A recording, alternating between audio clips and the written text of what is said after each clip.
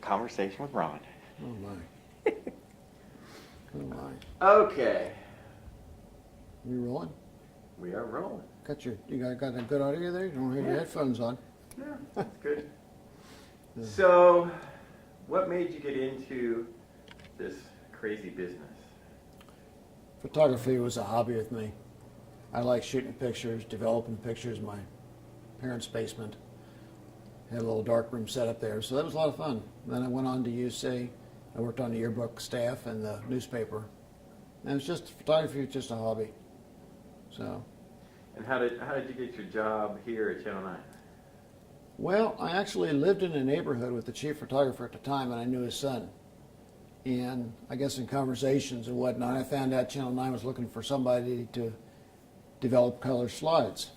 So I got the job developing color slides. We had, up on Sim Street, we had a little, it was a closet where accounting records and things like that was stored, but they had it set up like a little dark room. We had a sink, we had a dry box. So every day I developed rolls and rolls of color slides and then mounted them in glass for air use on the air. And so, was that a full-time position? It was part-time, probably about 30 hours, 34 hours or so. And then from there we had a segment we ran every Sunday night on the Al Cutting News. And it was the Weekend Review, where we took little clips of what happened, big stories throughout the week. And in between each story, we made a little headline up, brief little thing describing the story. And, you know, we had a little magnetic board with magnetic letters. We put them up there on the lines and shot film of it. And then those were inserted, 1 second little clips were inserted between the various stories. And that's where I started shooting. That's when I picked up the camera and started shooting. And so, what year was that? When I started shooting, I have no idea. I mean, I started in '66 at Channel 9. When I started shooting film, I don't know. Maybe sometime in that year. Maybe it was a year later. I don't really know. I know I did slides for quite a while. And what? We even had changes in the process for color slides. So unlike everything going up different formats all along, the chemicals that we use for developed color slides even changed throughout the year I was doing it or so. Is there anything different between then and now as far as, you know, how you covered things, how you went about getting a story? Well, stories themselves are very similar. I mean, an accident's an accident, a bank robbery's a bank robbery. You still go out and you get this, shoot the pictures, gather whatever information in that, but the way it's put out to the public has certainly changed over the years. I mean, back then we shot film. We had a commercial lab in town before we got our own processor, developed the film itself, and then we had to edit it, put it on a reel, and we only had a couple newscasts back then. And all the stories were written by writers, and Chalakay put them on the air. Now it's much, much faster. It's instantaneous. With the live capabilities, everything's can be live right away. As far as getting on the web, we're there again, instantaneously. So things have changed in that regard. A lot of the stories are still the same thing. Same things kind of happen. It's just a different way we present it nowadays.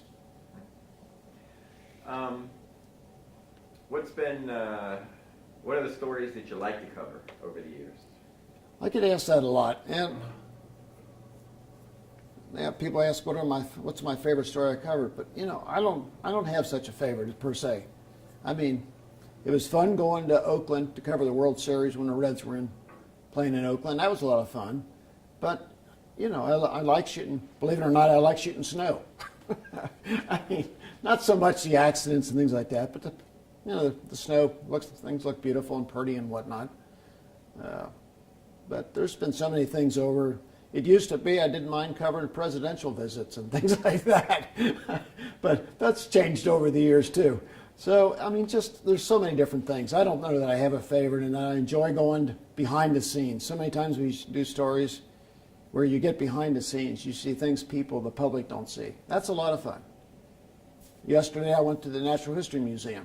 They're in the process of remodeling. Yesterday they pulled out a couple chillers and boilers because it's all going to be replaced. Well, that was fun. It's different, behind the scenes. We climbed up on a roof, up a ladder, up to a roof to get some pictures. It's things like that. It's fun. It's different. Every day is different. You never know what you're going to be doing, what you're going to get involved in. You meet so many different people. So that's a lot of the fun parts of the business. How about the history aspect? 50 years, obviously something different every day, but the history from 66 to 2016, a lot of events and change during that time. Well, you're talking about the way... just history in general. All the different presidents, you had the riots. Yeah, I was involved in a number of the riots we've had. Presidents, first one I remember covering was Lyndon Johnson. And all of them all the way up since. Either covered their candidates running for the office or as presidents themselves. All the various snowstorms, tornadoes. It was a lot of fun down on Central Avenue when tornado came across the west side of town, and we rolled a camera out. You could see the tornado live, and then doing live at that time was not easy. But we had a studio camera we were able to roll out, and people at home could watch the tornado go by.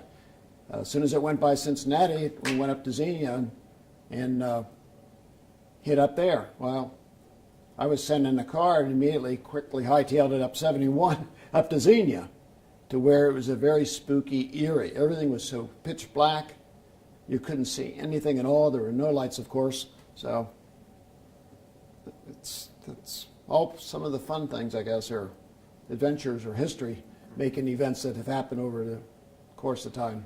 Did you ever think you would work here 50 years? No. I never thought about it at all. I grew up in Cincinnati. Cincinnati's been my home all along. And, it was a fun job. It was a fun job. And then, time goes by so quickly. Here it is, 50 plus years. And it doesn't seem like it's been that long. So, no, I never thought it'd be here this long. Do you think anybody will ever get to 50 in the future? No. Nowadays, people are always interested quickly in moving on. They get bored.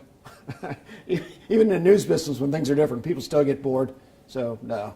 The days of employees at any job, whether it's TV or any industry or anything else, people aren't going to stay 50 years. It's unheard of. What do you think it says about somebody who can stay at the same place for 50 years? Dedication and... Well, some people might think I have any smarts. I should have given up on this a long time ago. Why did I stay that long? No one ever stays. They look at me like, something wrong with you? But I like to think of it as I'm a caring person, enjoy my work, willing to do better if I can. But you're not going to see 50 plus years anymore from anybody. And this is, for lack of a better term, your second family. Oh, definitely. I've seen so many people come and go. There's a lot of people like you, Terry, that's been with me for 37 of those years. And, Popovich is the same way. He's 37. We got engineer Wayne Cheney also retiring next week. He's got 37 years. So, that's a lot of time to be spending with people. And so, become friends. You help one another out. It's definitely family.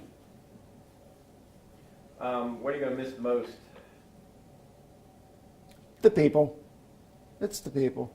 I still enjoy going out and doing things, doing the different stories and whatnot. That's still fun. But it's the people. Coming and saying hi to people in a hallway, sitting down with people, and when we have a few minutes and something like that, just chatting a little bit about what's going on in their life, their kids, So many people have seen all their kids like yours grow up. You're up there now in their 20s and 30s, and remember seeing them when they were little. I mean, so it's, you know, it's, I'm going to miss things like that.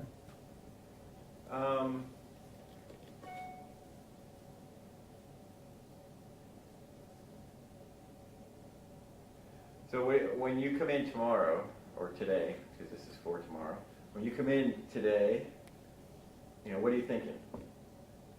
I'm counting down the days. I know today's going to be my last day, but really I'm on vacation next week, so I'm looking at it as my Christmas vacation. It won't be until January when I can say, oh, I don't have to get up today. I don't have to go outside and stand in the cold. I mean, that'll be the fun part. That's when it will, I guess, maybe start to hit me that I don't have to work anymore. Because like I said, next week's going to be just a Christmas vacation for me, when I normally take it anyway. So, I mean, obviously tomorrow, you know, you got on Christmas vacation, you put your stuff in your locker and you're like, oh, I'm back in a week. But now when you finally close that locker. Well, I don't think it's going to, I don't think it's going to affect me. But who knows? I mean, you know, I've been here a long time. Been through 3 buildings, 8 general managers, and I think 12 news directors. So, you know, in that time, that's a long time. That's a lot of people come and gone. But, you know, even though I've been in Scripps and at WCPO for 50 plus years, really for working for Scripps Howard goes way back. Because when I was in grade school, I had a newspaper route. It's Post and Time Star, Scripps Howard newspaper. And then after I did that route, I used to collect money, because back then we had to walk door to door and collect the money for the newspaper. I did that. Then I had a job delivering, I had a paper route in downtown Cincinnati, where I used to deliver papers to stores to sell. And at that time, we had people selling the newspapers on the corners. I had a route down there too. So my years with Scripps Howard go a lot more than just a 50 years WCPO. Is there, over your time, is there any one instance that sticks out, you know, any more than any other that, oh, you know, that's one of the things that I remember? No, I don't think so. I mean, back when I started, it was very common to have planes crash on the hillside in Greater Cincinnati at the airport out there. And, you know, back then I was younger, and to think when I'm out there on the hillside out there that, you know, this is a big plane crashing with a lot of people losing their lives. I mean, that affected me more back then than it would now, because I'm so used to it. I've become hardcore to going out and covering things, I guess you'd say. But, I mean, that's something I always remember out there in the plane crashes and going across the hillsides and stuff like that. Same thing with tornadoes. You walk around and see the devastation of the people's homes totally destroyed. It's hard to comprehend. And just coming back from Gatlinburg and seeing how that forest fire just tore through things there, and seeing that how it areas that I was in, it's like a tornado. It's fine here, but across the street you got total devastation. And it's just simply amazing. Obviously, over the 50 years, tons of technology advances. How in the world did you keep up with all of it? Well, it's part of the job. You know, you start with black and white film, then you got color film. You got to process it. We ran the processor. We put our hands in the chemicals day in and day out sometimes when it broke. And, you know, videotape comes. As soon as the 16 millimeter cameras get nice and small and compact, all of a sudden this videotape thing comes along, 3/4 inch videotape. And, you know, then you've got a camera, you got a big backpack to wear, then you got a big recorder, you got to wear a light belt around you. And, you know, it's just, you have to go with the technology. If you have to keep up. And now with digital editing, it's totally a different ball game. I mean, I used to hot splice film together, and now we're just pushing buttons, and all of a sudden we're making the edits, and so much more faster than it was back in those days too. So you just have to You have to go with the flow. Is there a message for somebody who, who's either starting in the business or, wants to be at a company for a long time? Is there a message you want to give to somebody? Well, I think one of the things that has kept me going for the 50 plus years is at least being in news. Every day is a different day. So when you go home, if you have a bad day and you go home, you just totally forget about it. Start off fresh the next day, come in with a good attitude, a good smile, and get through the day. That not every day is not a bad day. You have a lot of good days, but you just can't hold everything in. You have to just take a day in and day out, and just when you go home, just pick a place and say no more thinking about work, and come in fresh, happy, alert, ready to go the next day. So in another, 6 months or whatever, somebody will go, "Oh, you remember Ron Fischer?" What would you want somebody here to tell them about Ron Fischer? Well, I think I'll be just grateful if anybody still remembers my name 6 months from now. But, I like to think of me as being very dedicated to the job, taking care of the equipment, appreciate it, treat it as though you own it when you drive the cars. Try to do the best you can. Don't just get by. Try to go above and beyond. Anything I didn't ask you that you want to get out? No, I don't think so. I think you covered things pretty well.